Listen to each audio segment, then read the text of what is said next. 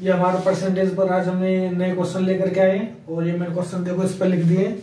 हम question solve करते हैं। पहला क्वेश्चन लिखा हुआ है, देखो ये पहला क्वेश्चन, ये दूसरा क्वेश्चन, ये तीसरा क्वेश्चन। किसी परिवार के चावल, मछली तथा खाद्य तेल पर व्यय 12:70:3 है। इनके मूल्यों में क्रमशः 20%, 30% तथा 50% वृद्धि हुई है। व्यय में वृद्धि कितनी हुई है उसका परसेंटेज निकालना है हमें। तो उसमें क्या बोला, एक परिवार में चावल, मछली तथा खाद्य तेल पर जो हमारा व्यय होता है उसका अनुपात दिया हुआ है। चावल पर 12 और मछली पर 17 तथा खाद्य तेल पर 3 इस अनुपात में व्यय होता है।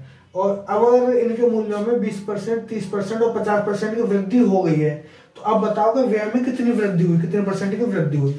अब देखो इस सवाल को हम कैसे करेंगे, देखो पहला ही सवाल सॉल्व कर रहे हैं ना। व्यय अनुपात कितना, देखो व्यय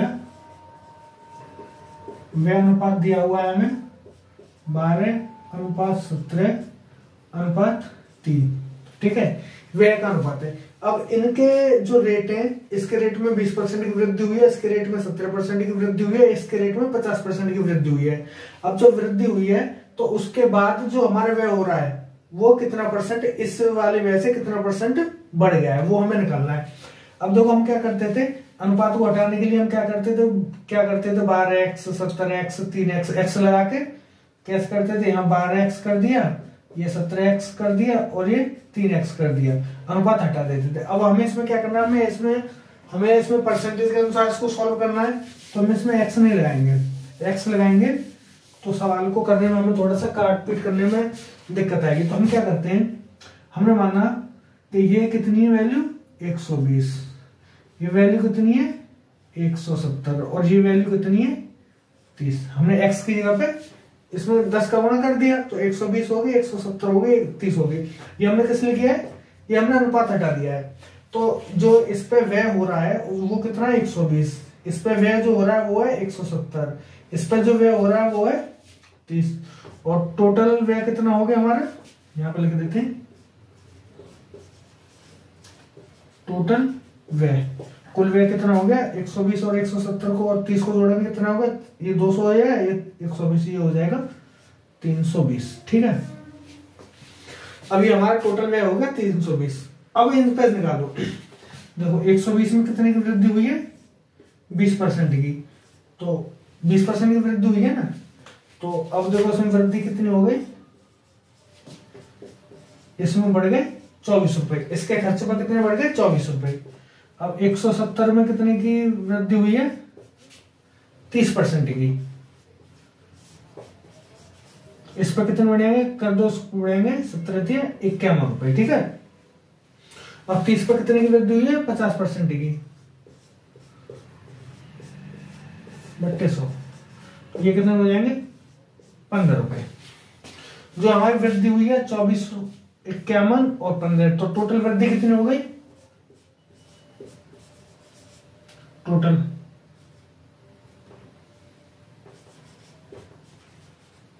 वृद्धि होगी हमारी 24 + 51 + 15, तो ये कितने हो जाएंगे 15 और 24, 51 हो गए 66, 66 और 24 हो गए 90 रुपए। हमारी जो वृद्धि हुई है वो हो गई 90 की। अब उसने बोला है कि ये कितने परसेंट वृद्धि हुई है। और देखो पहले इतनी थी, वृद्धि इतनी होगी तो परसेंट हम किससे निकालेंगे 320 से निकालेंगे। ये तो कितने परसेंट की वृद्धि हुई है, इसको यहाँ निकालो, 90 वृद्धि हुई है 320। अब हमें निकालना है परसेंट है तो इसमें कर देंगे 100 का गुणा, 100 का गुणा कर देंगे तो देखो ये कितना हो जाएगा, इसको मत काटो, ये काट, ये 0 से 0 कट गया। अब देखो ये कितना हो गया 4 × 8 = 32, 4 से 8 बार कटेगा ये, और ये कटेगा ये 25 बार। तो 25 में 9 का मल्टीप्लाई करेंगे तो कितना आ जाएगा 225/8, तो ये कितना आ जाएगा 8 दूनी 16, बच्चे 6 हो गए 65, 8 8 64, फिर 8 1 8 और कितने होंगे 8, ये क्या कर दिया मैंने, 8 दूनी 16, ये क्या कर दिया हमने, 8 दूनी 16 बचे 6 हो गए 65, 8 8 64 लगा लिया पॉइंट, हो गए 10, 8 1 8, फिर 8 दूनी 16 और 8 पंजे 40, ये होगी हमारी इतने परसेंट की वृद्धि। तो सवाल समझ में आया नहीं आया आपके में, ठीक है। आप इसको ऐसे लिख दो या फिर ऐसे कर दो, 28 सही 1/8%, ठीक है। अगर आपकी समझ में नहीं आता है, एक बार में अगर देख के आपकी समझ में नहीं आता तो बैक करके दोबारा आप इसको देख सकते हैं। और हम दूसरा सवाल करते हैं। केवल ये जो हमने रेशो हटाया था, यहाँ पे आप ये कंफ्यूज हो रहे होंगे कि ये कैसे कि हमने 120, 170 और 30 जो किए थे, वो केवल हमने अनुपात हटाया। अनुपात को हटाने के लिए आप किसी का भी मल्टीप्लाई कर दो, किसी का भी अनुपात में क्या बोला था, किसी भी संख्या से मल्टीप्लाई कर दें या किसी भी संख्या से डिवाइड कर दें तो अनुपात में कोई डिफरेंस नहीं आता, कोई अंतर नहीं आता। इसलिए जब हम पहले आपने पढ़ा होगा बुक में, जब अनुपात लगा हुआ होता था, अनुपात हटाने के लिए हम एक्स लगाते थे। यहाँ पर हम परसेंटेज का सवाल निकाल रहे हैं, परसेंटेज का सवाल निकालने के लिए अगर हम एक्स लगाएंगे तो थोड़ा सवाल को निकालने में हमें थोड़ी सी प्रॉब्लम होती है। इसलिए अपने सवाल को अच्छे से सॉल्व करने के लिए अपनी सुविधा अनुसार उसमें आप 1 0 का कर लो या 2 0 कर लो, जिससे कि आपकी कटपीट आराम से हो जाए। बाकी तो सवाल का कोई अंतर नहीं आएगा, ठीक है। अब दूसरा सवाल देखो, किसी संपत्ति का मूल्य प्रति वर्ष उसके प्रारंभिक वर्ष की तुलना में 10% कम हो जाता हो, वर्तमान मूल्य 81,000 हो, तो 2 वर्ष पहले तथा 2 वर्ष बाद मूल्य क्या होगा। ये जो आप ये सवाल देख रहे होंगे, ये जो सवाल है जो चक्रवृद्धि ब्याज निकालते हैं, बिल्कुल उसकी तरीके से सवाल है। तो चक्रवृद्धि ब्याज में भी हम बताएंगे और इसमें भी बताएंगे इस तरीके के सवाल को हम कैसे सॉल्व करते हैं। चक्रवृद्धि ब्याज वाला फॉर्मूला हम एक बार लिख लेते हैं, फिर मैं आपको आगे समझाता हूँ।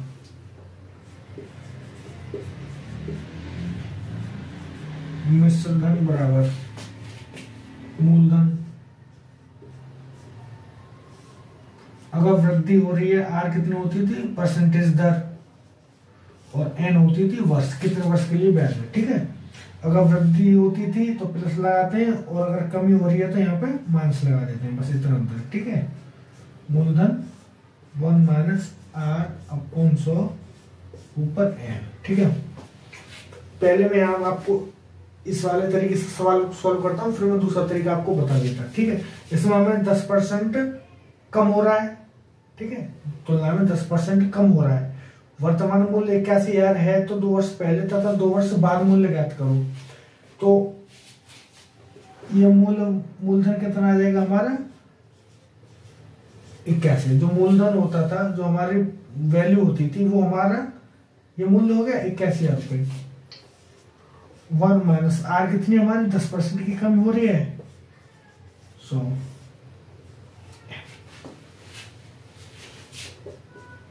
ये देखो 81,000, ठीक है। और ये कितना हो जाएगा, देखो ये 10 कटेगा, 10 ये इसको करेंगे तो कितना हो जाएगा 9/10, और ये कितना हो जाएगा 2, ठीक है। अब ये हमारा कितना आ गया 81,000 गुणा 9 बट्टे 10 गुणा 10, ये कितना आ जाएगा आपका, देखो 810 गुणा 81। अब इसका मल्टीप्लाई करोगे तो कितना आ जाएगा 81 कितना आ जाएगा, ये आ जाएगा 81 और ये कितना आ जाएगा 8 और 8 8 64, तो ये कितना आ जाएगा 1 6 5 6, ठीक है। ये कितना आएगा 6 5 6 1। ये हमारा सवाल, ये बाद वाले के लिए, पहले वाले के लिए नहीं बता रहा मैं। ये आज का मूल्य इतना है, इतने परसेंट की कमी हो रही है तो 2 वर्ष बाद कितना होगा, ये इतना होगा। अब आप एक चीज देखो, ये जो परसेंटेज हमने कम की थी वो कैसे निकाली हमने। यहीं पे अगर हम इस सवाल को दूसरे तरीके से सवाल को हम करते कैसे हैं, हम केवल परसेंटेज लेते हैं, 10% को आप अनुपात में बदल दो। 100 रुपए पर 10 रुपए की कमी हो रही है, इसको कट कर देंगे तो 1/10, 10 रुपए पे 1 रुपए की कमी हो रही है। आज कितना है हमारा 10, फिर कितना हो जाएगा 9। अब वो कितने वर्ष के लिए पूछ रहा है, 2 वर्ष के लिए, तो हम क्या करते हैं, इसको 2 बार लिख लेते हैं। आप देखो यहाँ पे ये स्क्वायर लगा था ना, तो इनका 2 बार मल्टीप्लाई हुआ था। अगर यहाँ पे क्यों होता 3 की घात होती तो इनका 3 बार मल्टीप्लाई होता। ऐसे हम इसमें क्या करते हैं, अगर 2 वर्ष के लिए पूछ रहा है तो 2 बार इनको लिख लेंगे, अगर 3 वर्ष के लिए पूछ रहा होता तो इनको 1 और बार लिख लेते। अब इनका कर देते हैं मल्टीप्लाई, इसका कर देते हैं मल्टीप्लाई। ये कितनी होगी 100, ये होगी 81। इसका मतलब क्या है, अगर आज वैल्यू 100 रुपए है तो 2 वर्ष बाद हमारी वैल्यू कितनी हो जाएगी 81। अब आज की वैल्यू दे कितनी रखी है 81,000 रुपए, इसकी तुलना करेंगे 100 के 81,000 से, तो देखो 81,000 वैल्यू कितनी की है 100 की, चाहिए हमें कितनी 81, तो वो हमारे ये आया था कितना आएगा 6561 जी। देखो ये हमारा पूरा सवाल सॉल्व किया था हमने, इसको हमने ऐसे करके लिखा था, यहाँ पर 2 था, यहाँ पर 2 लिख लिया। अब इस सवाल को हम दूसरे तरीके से कैसे करते हैं, जो परसेंटेज दिया होता है उसको हम रेशो में तोड़ लेते हैं। 10% का रेशो होगा 10/100, अब इसको हम काट लेंगे तो 1/10, मतलब 10 रुपए पे 1 रुपए की हानि हो रही है 1 वर्ष में। तो अगर हमसे पूछ रहा 2 वर्ष के लिए तो 2 वर्ष 2 बार लिख लो, इनका मल्टीप्लाई कर दो। जो वैल्यू दे रखी है, वर्तमान मूल्य कितना है 81,000 रुपए, वर्तमान मूल्य हमारा कितना 100 रुपए, 2 वर्ष बाद की पूछ रहा है, 2 वर्ष बाद कितना हो जाएगा 81 रुपए, ये करके इसका मल्टीप्लाई करते हैं। यहीं पर अगर 2 वर्ष पहले का पूछे, 2 वर्ष पहले का पूछे तो इसका जो फॉर्मूला है उसका फॉर्मूला क्या होता है आपने देखा होगा, 2 वर्ष बाद, ये हो रहा है बाद के लिए ना, बाद के लिए, ठीक है। अब मैं आपको यहाँ पे लिख देता, कट कर देता थोड़ा सा। ये सवाल सारा आपकी समझ में आ गया होगा, इसको कैसे करते हैं देख लो एक बार, आगे सवाल करेंगे इसी तरीके से करेंगे, ठीक है।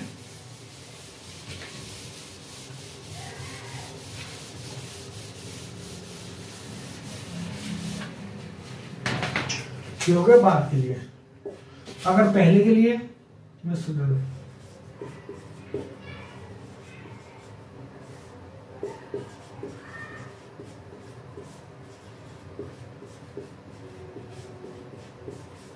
उसमें क्या करते हैं, मूलधन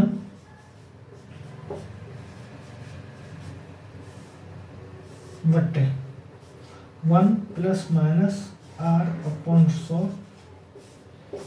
× n। अगर हमसे पूछा है इतना दिया हुआ 2 वर्ष पहले वैल्यू कितनी होगी, तो उसमें इस तरीके से करते हैं ना। तो इस तरीके से करने के लिए देखो, मैं ये सवाल को ये वाले तरीके से नहीं बता रहा, मैं आपको दूसरे तरीके से सवाल बताऊंगा, ठीक है। देखो 10% की कमी हो रही है ना, अब 10% की कमी हो रही है तो देखो कितना हो रहा था, 10 से 9 हो रहा था, हमने 10% की कमी की थी ना,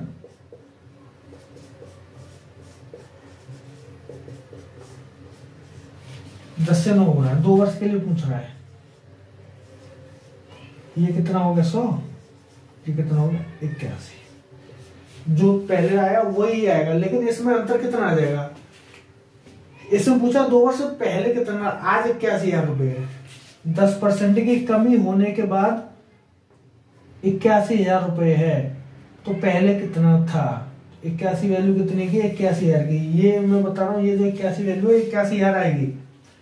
81,000 की तुलना हम किससे करेंगे 81 से, और आंसर में कर देंगे 100, आंसर आ जाएगा 1 2 3 4 5।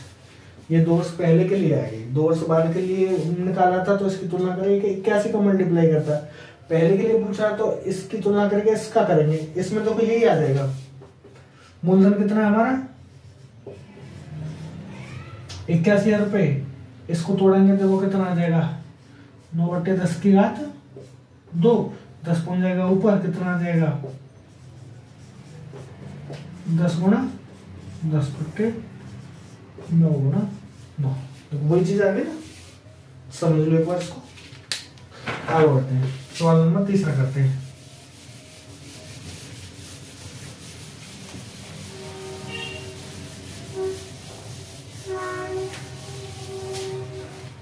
देखो उसने तीसरे में क्या बोला है, 72 बच्चे एक कक्षा में कतारों तथा स्तंभों में हैं।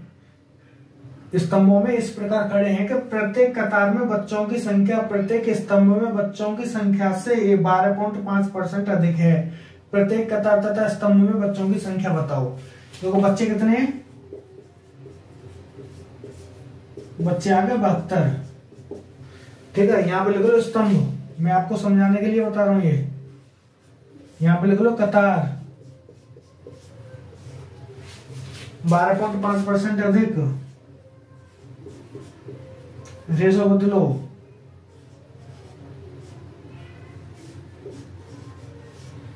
अगर स्तंभ में 100 बच्चे हैं तो कतार में कितने होंगे, 112.5। स्तंभ से कतार में बच्चों की संख्या प्रत्येक स्तंभ बच्चों की संख्या से 12.5% अधिक है। अगर स्तंभ में 100 बच्चे हैं तो कतार में होंगे 112.5।